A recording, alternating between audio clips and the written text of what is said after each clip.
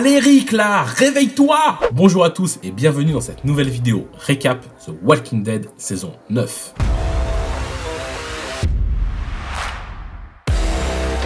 Pour ceux qui ne les ont pas encore vus, je vous mets le lien des précédents récaps dans la description. Et si vous voulez un récap d'un film ou d'une série en particulier, dites-le moi dans les commentaires ci-dessous. Merci par avance pour votre petit pouce bleu ou votre abonnement, ça aide fortement la chaîne à gagner en visibilité et ça contribue à son développement. Allez, générique et c'est parti.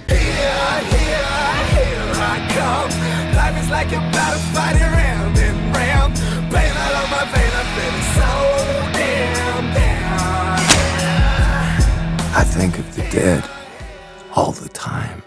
Pour rappel, la saison 8 se termine à la fin de l'ère Negan qui est capturé et mis en prison à vie. Rick essaye de réunir toutes les communautés pour un avenir meilleur. La saison 9 commence à la colline où on découvre que Maggie a accouché, Daryl gère presque le sanctuaire, on retrouve Rick et sa team dans un musée mais ça dérape, Ezekiel demande en mariage Carol qui esquive le sujet, Maggie en tant que chef doit faire face à des pros Gregory, Rick débarque au sanctuaire mais Daryl lui dit que c'est peine perdue, ils ne changeront jamais. Mais Rick y croit encore. À la colline, Gregory bourre et monte le bourrichon à un papy pour tuer Maggie, mais ça échoue. Maggie capte rapidement que c'est Gregory derrière tout ça. Elle le pend sur la place publique avec l'aide de Daryl. Petit saut dans le temps de 4 mois, Rick essaye de construire un pont qui permettra à toutes les communautés d'échanger rapidement sans faire 40 heures de cheval. Mais ça part en cacahuète avec les sauveurs. Des plans de diversion afin d'éloigner les rôdeurs échouent et le camp est attaqué. Aaron se prend un rondin qui lui écrase le bras. Enid coupe tout ça. Daryl accuse Justin car c'est à lui de faire diversion et ça part en coup de poil. Ezekiel essaye encore de demander Carol en mariage. Rick va causer à Negan et Gabriel pécho Jadis. Justin est retrouvé mort le lendemain sans savoir ce qui lui est arrivé.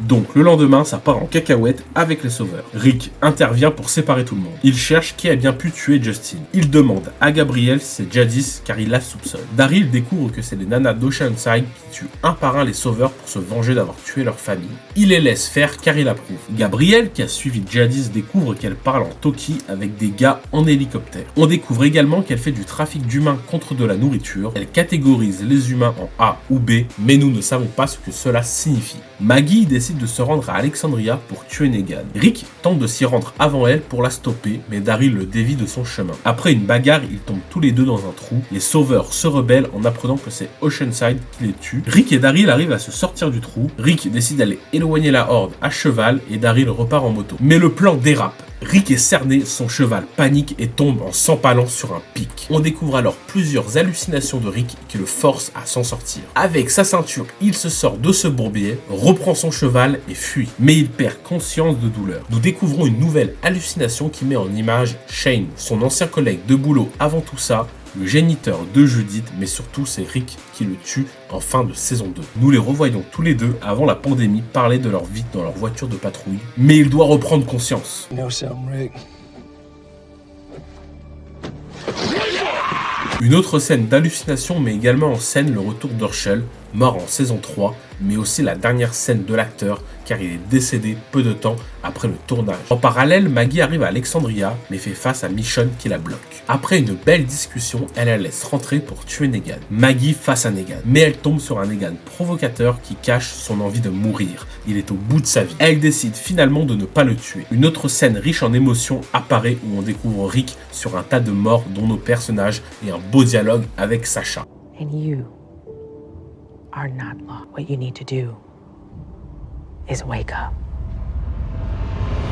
Après chaque hallucination, Rick doit faire face à des rôdeurs malgré son état critique. Il arrive tout de même à mener les rôdeurs sur le pont, car son plan est de les faire passer dessus pour qu'ils craquent et qu'ils tombent tous dans l'eau. Toute sa team débarque pour aider Rick. Mais c'est trop tard. Et après des regards pleins d'émotions avec Daryl, où les larmes coulent, nous comprenons tout ce qui va se passer. Daryl comprend aussi. Rick lève son arme et tire sur les dynamites.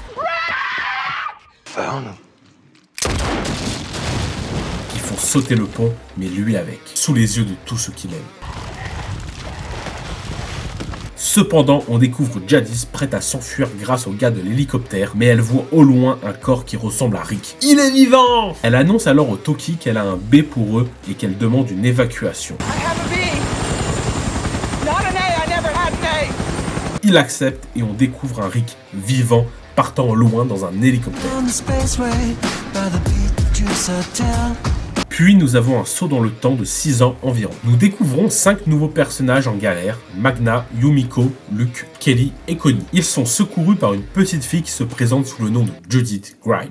Elle les ramène à Alexandria, mais Michonne, très méfiante, refuse. Carol est toujours en couple avec Ezekiel, avec des cheveux en plus. Henry a grandi, Gabriel et Rosita sont ensemble, et Jésus est devenu le nouveau chef de la colline car Maggie est partie on ne sait où. Negan toujours enfermé, Michonne a accouché de son bébé avec Rick. Michonne décide de ramener les nouveaux à la colline. En parallèle, Eugène et Rosita sont partis régler des problèmes de réseau, mais sont attaqués par une horde qui bouge plus vite que d'habitude. Ils prennent la fuite, se cachent sous de la boue, mais là, attention, ils entendent les morts chuchoter entre eux. Carol et Henry retrouvent Daryl dans les bois, lui qui vit en ermite depuis la disparition de Rick. Il a passé les 6 dernières années à le chercher et il a un chien appelé Chien. Aaron trouve Rosita en mauvais état dans les bois, mais pas Eugène qui est parti se cacher dans une grange. Ils arrivent à la colline, Henry et Carol aussi pour qu'ils deviennent forgerons. Il essaye de s'intégrer mais picole trop et termine au trou. Quelqu'un a mal fermé la cellule de Negan qui en profite pour se faire la malle. Daryl et son gang trouvent Eugène en panique. Ils racontent que les rôdeurs chuchotent entre eux. Sur le chemin, Jésus tombe sur des rôdeurs mais pas n'importe lesquels. Terminé pour Jésus. Daryl découvre que les rôdeurs qui chuchotent sont en réalité un gang d'hommes avec des peaux en guise de masque. Ils se camouflent donc entre les morts. Après avoir réussi à fuir, ils capturent une ado qui fait partie des chuchoteurs. Ils la ramènent à la colline pour l'interroger. On découvre que Rosita est enceinte de Siddiq. Ils enterrent Jésus. Daryl, un peu vénère, fait tout pour faire parler la jeune fille. Henry, à côté, toujours au trou pour avoir bu de l'alcool, parle avec elle et on découvre qu'elle s'appelle Lydia. Negan, qui a fui Alexandria, retourne au sanctuaire mais ce n'est plus comme avant. Tout est mort. Il fait le deuil sur sa vie d'avant. Il décide de retourner de lui-même à Alexandria. Alden et Luke se font capturer par un rôdeur avec un fusil à pompe. Petit aparté, il n'y a que moi qui trouve une ressemblance avec Slipknot. Ok.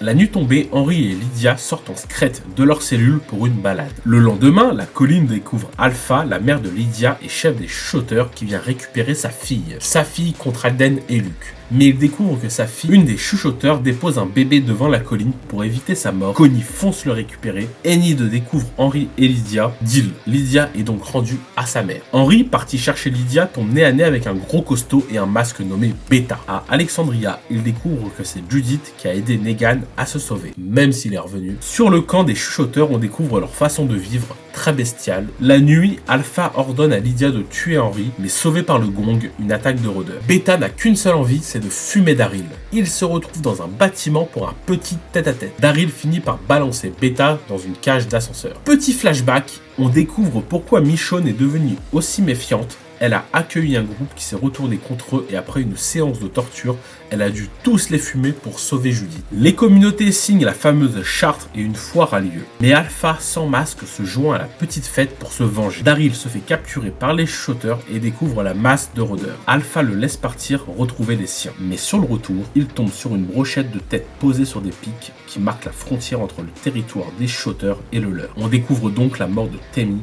Tara, Enid et Henry. Carol craque, Saddiq fait un speech. Petit saut dans le temps, nous sommes sous la neige. Le royaume décide de bouger pour la colline. Lydia, qui est restée avec eux, décide de vouloir mettre fin à ses jours, mais Carol l'empêche. À Alexandria, Judith, partie chercher le chien, est prise dans un blizzard, mais Negan la sauve et remonte dans l'estime des autres. Sur le chemin, il passe à nouveau la fameuse frontière. Carol dit enfin non à Ezekiel et Michonne et Daryl arrivent enfin à Alexandria. On découvre que Eugène reçoit un signal radio inconnu d'une personne inconnue. Fin de la saison 9. Merci à tous d'avoir suivi cette vidéo. N'hésitez pas à me dire ce que vous en pensez dans les commentaires ci-dessous, à vous abonner si vous avez aimé et lâcher un petit pouce bleu. Les prochains récaps de The Walking Dead arrivent rapidement sur la chaîne, donc prenez soin de vous et à bientôt.